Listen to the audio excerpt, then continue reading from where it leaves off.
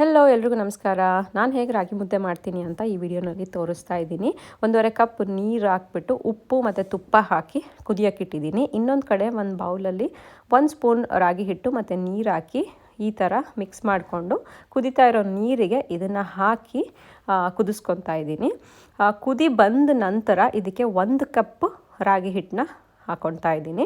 ಇದು ಹಾಕಿ ಹಾಗೆ ನಾನು ಕುದಿಯೋದಕ್ಕೆ ಬಿಡ್ತಾ ಇದ್ದೀನಿ. ನಾನಿಲ್ಲಿ ಹಿಟ್ಟನ್ನ ತಿರುವುದಕ್ಕೆ ಸ್ಪ್ಯಾಚುಲಾ ಯೂಸ್ ಮಾಡ್ತಾ ಇದ್ದೀನಿ. ಸ್ಪ್ಯಾಚುಲಾ ಯೂಸ್ ಮಾಡೋದ್ರಿಂದ ಕ್ಲೀನಾಗಿ ತಿರುಬೋದು ಮತ್ತು ಗಂಟನ್ನ ಕೂಡ ನಾವು ಚೆನ್ನಾಗಿ ಪ್ರೆಸ್ ಮಾಡ್ಬೋದು.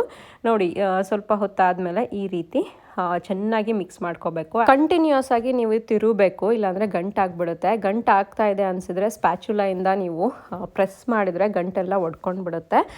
ಇದೇ ಇಲ್ಲಿ ಟ್ರಿಕ್ಕು. ಸ್ಪ್ಯಾಚುಲಾ ಯೂಸ್ ಮಾಡೋದ್ರಿಂದ ಈಸಿಯಾಗಿ ಮುದ್ದೆನ ಮಾಡ್ಬೋದು, ಎಲ್ಲೂ ಅಂಟ್ಕೊಳ್ಳೋದು ಇಲ್ಲ. ಸೊ ಮುದ್ದೆ ಎಲ್ಲ ಆದ ನಂತರ 1 ಸ್ಪೂನ್ ತುಪ್ಪ ಹಾಕಿಬಿಟ್ಟು 5 ನಿಮಿಷ ನೀವು ಬಿಡಬೇಕು ಲೋ ಫ್ಲೇಮಲ್ಲಿ. ಸೊ ಅದಾದ ನಂತರ ಮತ್ತೆ ತಿರುಗಿಬಿಟ್ಟು ಮುದ್ದೆ ಕಟ್ಬೋದು. ನಮ್ಮ ಸೈಡು ಮುದ್ದೆನ ಸಾಫ್ಟಾಗಿ ಮಾಡ್ತಾರೆ. ಮೈಸೂರು ಮಂಡಿ ಎಲ್ಲ ಸ್ವಲ್ಪ ಹಾರ್ಡ್ ಮುದ್ದೆ ಮಾಡ್ತಾರೆ. ನೀರು ಸ್ವಲ್ಪ ಜಾಸ್ತಿ ಹಾಕಿದ್ರೆ ಸಾಫ್ಟಾಗಿ ಮುದ್ದೆ ಆಗುತ್ತೆ. ನಾನಿಲ್ಲಿ ಮೊಟ್ಟೆ ಸಾರು ಮಾಡಿದ್ದೀನಿ. ಮೊಟ್ಟೆ ಸಾರು ರೆಸಿಪಿ ಬೇಕು ಅಂದರೆ ಕಮೆಂಟ್ ಮಾಡಿ. ಬಾಯ್.